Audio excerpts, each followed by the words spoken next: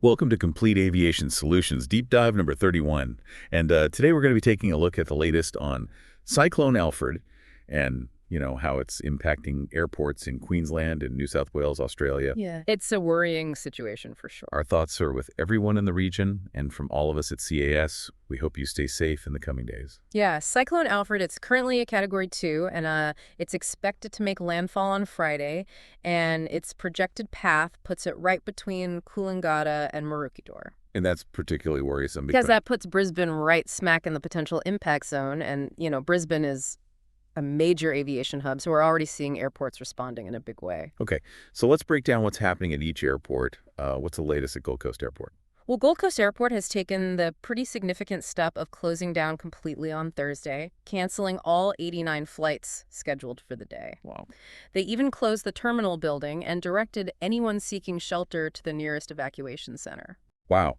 Using the airport terminal as an evacuation center. That really underscores the seriousness of the situation. What about Ballina Byron Gateway Airport? They also closed down completely on Thursday, with all 12 of their scheduled flights canceled. It's an unusual situation to see two airports completely shut down like this. It definitely highlights the severity of this cyclone. And what about Brisbane Airport, since it's right in that projected path? Are they shutting down too? So as of now, Brisbane Airport remains open. Okay. But don't let that fool you. There's still major disruption happening there. Over 320 flights have already been canceled. 320 flights, that's a huge number. And this is all before the cyclone has even made landfall. What's driving those cancellations even before the cyclone hits?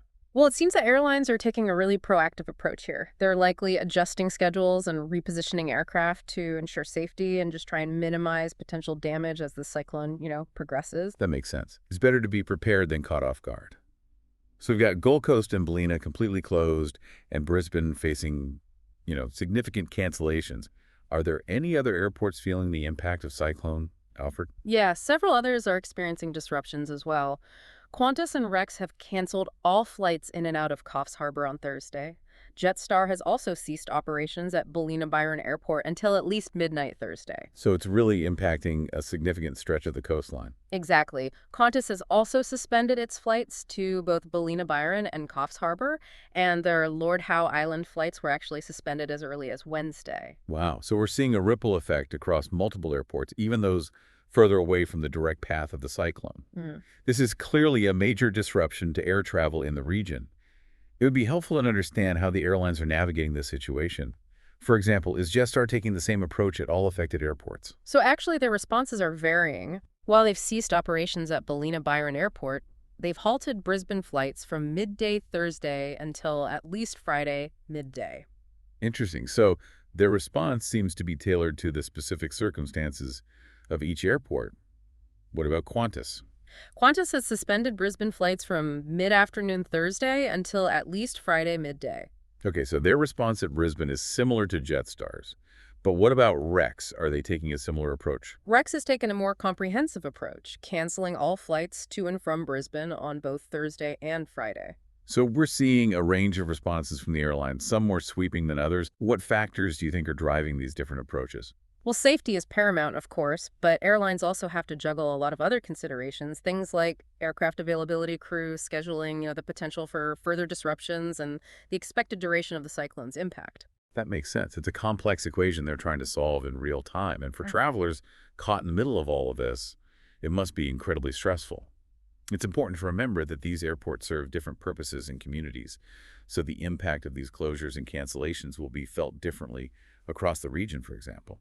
Yeah, like Gold Coast Airport being a major international gateway, we'll see a disruption in tourism, business travel, and even the flow of goods. And what about an airport like Ballina Byron Gateway? Ballina, while smaller, is a critical transportation link for the Northern Rivers region of New South Wales, and so the impact on residents and businesses relying on those domestic and regional connections, could be significant. It's a good reminder that these aren't just statistics. There are real people and communities being impacted by these disruptions. Let's shift gears for a moment and talk about ahead. Absolutely. And it's worth noting that even when an airport remains open, like Brisbane travelers should still be prepared for a bumpy ride. You're saying even though Brisbane Airport is technically open, things aren't exactly business as usual. Right. Airlines are constantly adjusting schedules as the situation evolves. So even if a flight is showing as scheduled right now, there's always a chance it could be delayed or canceled as the cyclone gets closer. That's got to be frustrating for travelers trying to navigate all this uncertainty. What advice would you give them? First and foremost, stay informed. Check your flight status frequently, even if you're already at the airport, and pack your patience, because even if your flight is still on, you can expect longer wait times at check-in security and baggage claim. So factor in that extra time, just in case. Now we've talked about the major players, Gold Coast, Ballina, and Brisbane. Yeah. But you mentioned that Coffs Harbour is also impacted. Can you tell us a bit more about that airport? Sure. Coffs Harbour Airport, while smaller than the others we've discussed, it's a vital link for the mid-north coast region of New South Wales. It serves both domestic and regional flights, connecting the area to major cities in other parts of Australia. So even though it's smaller, the impact of these cancellations will be felt by that community as well. Exactly. Disruptions to regional airports can sometimes have an even greater impact because they're often the only airline to these more remote areas. And remember, we're talking about more than just tourism here. We're talking about the movement of people, goods, and services that these airports facilitate. All right, this situation really underscores how integral air travel is to the economic and social fabric of these regions. It makes you appreciate just how interconnected everything is now. Let's circle back to something you mentioned earlier, the airlines' varied responses to this crisis. It seems like there's no one-size-fits-all approach. That's right. And if we take a closer look, we can start to see why, for instance, consider Rex's decision to cancel all flights to and from Brisbane for both Thursday and Friday. This suggests they're anticipating prolonged disruptions and are prioritizing getting their aircraft and crew out of harm's way. It's almost like a batten down the hatches approach. They're making a decisive call to minimize risk. Exactly. On the other hand, Qantas and Jetstar are taking a more incremental approach, suspending flights for shorter periods, suggesting they're hoping to resume operations as quickly as possible once the cyclone passes. So they're trying to find that balance between safety and maintaining some level of service. Precisely. And this difference in approach could be influenced by a number of factors. For example, the type of aircraft they operate, the routes they fly, and even their overall risk tolerance. This raises a fascinating question. We're seeing different airlines reacting to the same event in different ways. Is there a right way to handle this? Well, it's not about being right or wrong. It's about making the best decision based on the information available at the time and balancing a complex set of priorities. It's important to remember that airlines are constantly assessing the situation, and their plans can change rapidly as the cyclone develops. So flexibility is key, both for the airlines and the travelers. Speaking of travelers, let's not forget about the human side of this situation. This must be a stressful and uncertain time for anyone with travel plans affected by the cyclone.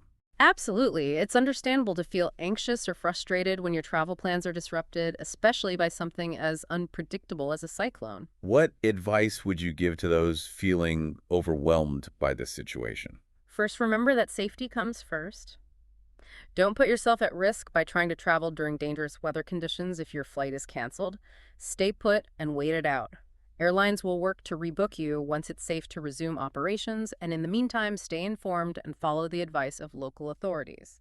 Good advice. Stay safe, stay informed, and stay patient.